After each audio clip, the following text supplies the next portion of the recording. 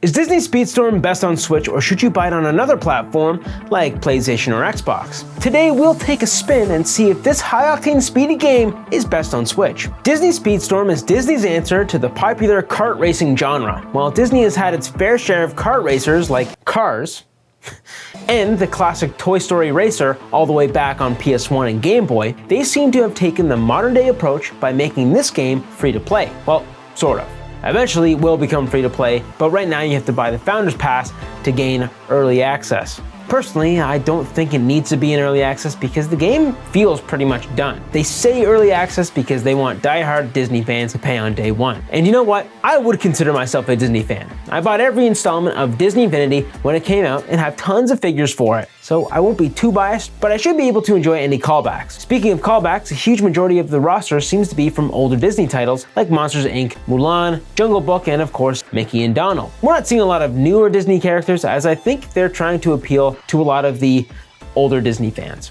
Disney Speedstorm was announced over a year ago during the February 9th, 2022 Nintendo Direct, which just shows how confident they are with this game residing on the Nintendo platform. They also might have chosen to announce it here because of the relatively younger and larger user base that the Nintendo Switch debatably has. When it was first announced, there wasn't a lot of information on the game. All we knew was that it was free to play and that the Nintendo Direct trailer looked awesome, with amazing graphics. It was unknown if the graphics on the Nintendo Direct trailer were actually running on Switch or if it was captured with other more powerful hardware. Anyways, let's get into the game. At first glance, this game looks impressive on Switch, with most graphics settings seemingly cranked. The resolution is 720p while in a race, and the menus and UI have a 1080p sharpness. And in handheld mode, this goes down to 480p. But this game also implements dynamic resolution, so when a lot is happening, it can dip to a lower resolution. This is most notable in handheld. It can be very fuzzy with the resolution being under 480p at times. The next thing you'll notice is the frame rate being at only 30 frames. Other versions like PS5 run at a smooth 60 frames. But I must say, this game doesn't look bad at 30 frames per second. In some cases, you may prefer it. Because of the lower frame rate and the fantastic use of motion blur, it makes the game feel somewhat faster, which isn't something you might expect. But this is actually a method we've seen in other racing games. In Crash Team Racing, we saw all versions of the game running at a locked 30 frames per second. This isn't because the game couldn't handle it, but it's because the developers thought that it would fit the style better. There's a huge majority of the community that wanted that game at 60 frames per second, but it makes sense to a certain point. So even though 60 frames per second does look great, I'm more than happy to play it at 30 frames per second. It doesn't affect the game in the end, and some players might prefer it.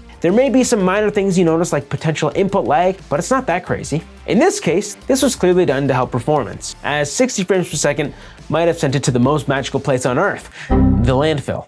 The textures are also pretty good on the Switch, mainly suffering due to the overall resolution of this version. The shadows are also less vibrant and slightly more blurry on Switch with the opacity turned down. The reflections bouncing off the ground from the cart are also pretty much off, with the exception of some flames from the back of the cart. You can also see on current gen systems that there are reflections off of all assets on the cart illuminating on the track. But I was pleasantly surprised with the overall lighting on the Switch system. Look at the Pirates map here. The dynamic lighting on the ship with the cannonballs firing across the stage looks incredible, and most assets are dynamically lit from them. And going back to the reflections for a second, I was impressed to see the water glistening on the track as well. So overall, the graphics are fantastic on the Switch. I think the biggest thing they did to the Switch version was lower the resolution and mildly tweak some textures and shadow effects. It surprisingly looks great until multiplayer, but we'll come back to that. By the way, if you're liking this video so far, please consider liking and subscribing to see more content like this. But let's proceed. Is it worth paying for the game, or should you wait for it to become free? Well, first let's take a look at the roster. I was kind of confused how the character mechanics were supposed to work. If you do buy the Founders Pack, you get Mickey, Donald, and a character of your choice. I chose Blue. But this isn't to play the character, as you can play all the characters whenever you want, in local play or in single player. When you unlock a character, that means you can use them in online matches and upgrade the character-specific carts and costume. That's pretty much all the Founders Pack is, cosmetic. You don't need to buy the game at all when it fully releases next year. But you do get the Golden Pass, which is pretty much the Battle Pass. But once you've chosen your character, there are some unique attributes to each. Some of of the characters are speedsters, some are brawlers, some are defenders, and some are tricksters. This is really down to personal preference and how you like to race. There are also a variety of single and multiplayer modes. The single player modes are pretty basic. You just go through the tracks and unlock cosmetics and enjoy all Disney references while completing relatively easy challenges. And obviously they get harder as you go on. In online multiplayer races, you'll be able to rank up your unlocked racers, reach higher leagues, and gain exclusive rewards. This is the modern day battle pass approach,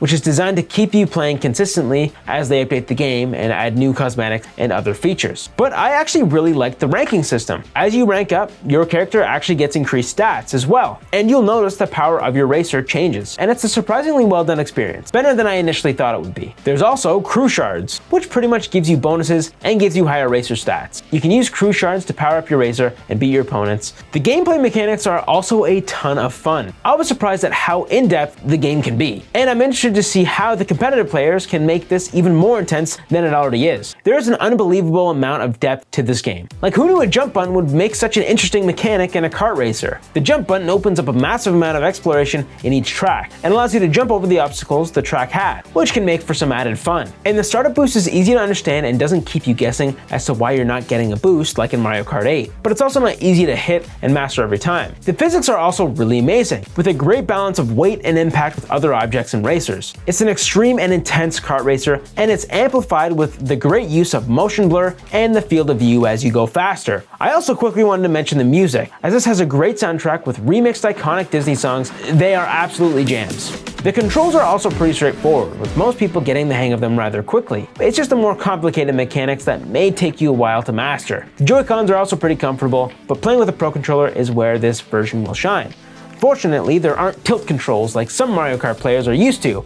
Now I can't use my dang Joy-Con wheel. Now, a feature that is crucial to kart racers like this is the local multiplayer. And with the Switch being the perfect device to play with friends, I'm happy to see it here. This game can be used with split Joy-Cons too, so you don't have to carry around multiple controllers if you're bringing this somewhere. And it's completely playable. But there are a few ways this version lacks in regards to local multiplayer. Like the overall performance. The performance takes a huge dive, with the resolution dropping even more, which makes this game even fuzzier. There's still a lot of graphical elements like shadows and lighting, which are great, but you can tell the resolution is way lower. In two-player local split screen, there are also more frame dips and hitches. It's a lot more choppy, and you can definitely tell. Just like before, you can still play it and have a great time, but there's no denying this needs to be addressed. It's still fun for now, but I'm hoping all these frame rate issues will be patched in a future version. Another disappointment about local split screen is that there's only a max of 2 players on the Switch version, whereas current gen consoles can play up to 4 players on the same screen. So if you have a current gen console and 4 controllers, and you see yourself playing this with 4 people in the same room, then unfortunately the Switch version may not be for you. I also want to take another look at handheld mode. This game looks great on the OLED display, except for the previous graphical downgrades I mentioned before. This is a perfect handheld game that can be enjoyed anywhere. But just remember, a lot of the ranking needs to be done online, so if you are planning to play online, you'll need to have a hotspot if you're taking this on the go. Now, there are a few things I need to mention about other versions of this game, mainly the PS5 version. With the PS5 version of Disney Speedstorm, you get exclusive items that are only for PlayStation Plus subscribers. And if you're a PlayStation Plus Premium member, you can actually get a free 2-hour trial of this game before you decide you want to get any of the Founders Packs. So you'll get to play this game for 2 hours and really determine if you want to spend more money on it. While on the topic of other platforms, it's important to note that this game is cross-platform, which means you can play with anyone on any console. But more importantly, it's cross-progression, which means if you buy it on any platform and log into the game using your Gameloft ID account, all the data will sync up between all the platforms. So since this game is going to be free to play in the future, you really only need to worry about what platform you want to play it on now. When this game becomes free to play, all your data will seemingly be synced.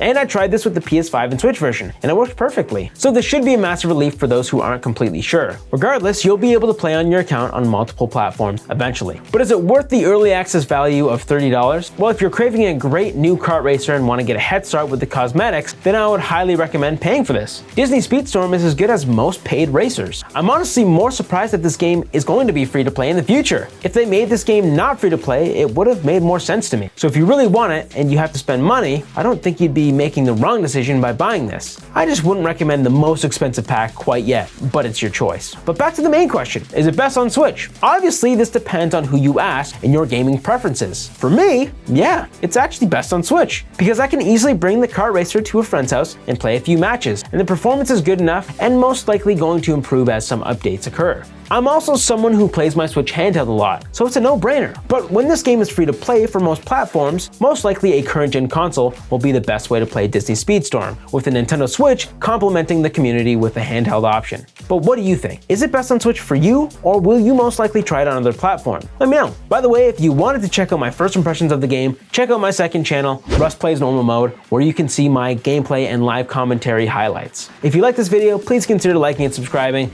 I hope to see you in the next one. See you later.